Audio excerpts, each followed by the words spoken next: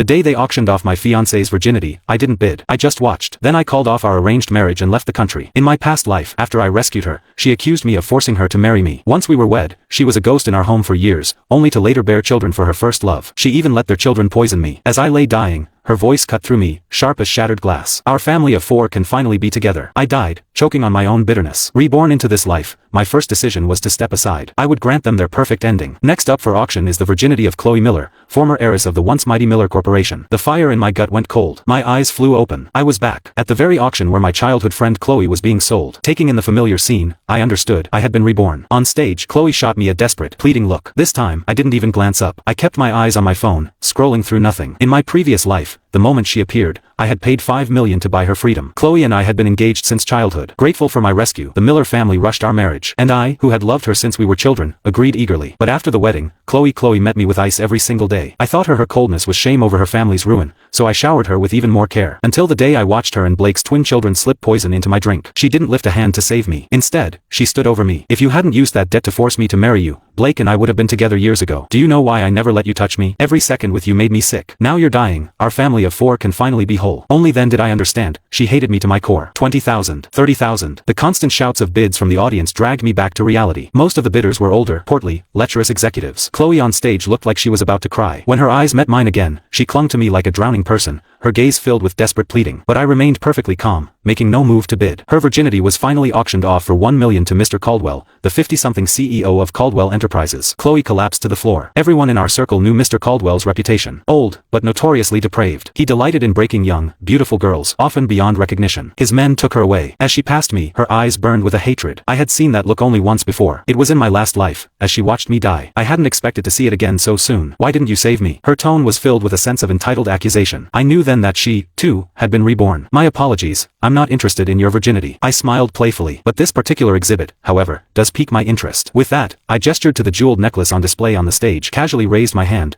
and placed a ridiculously high bid, buying the necklace outright. Chloe instantly exploded in a rage. We grew up together, we were even engaged. How could you just watch? You'd rather spend a fortune on some gaudy necklace than save me. I scoffed. What's your virginity worth, anyway? This necklace, now this is a true investment. You. Chloe stared at me, her eyes blazing with fury. She never expected me, who had always doted on her every word, to say such a thing. For a moment, she was speechless. Julian, stop messing around, okay? It'll be too late if you don't hurry. Just save me. I can pretend nothing happened. Of course, those who are loved always feel entitled, don't they? I inwardly sneered. In my last life, everyone knew how much I loved Chloe. Even when her family went bankrupt, I never left her side. But Chloe, she took advantage of my love, treating me with utter disdain after our marriage. She wouldn't even make out with me. Not only that, she even had children with her first love. Thinking of all this, a wave of bitter sadness washed over me.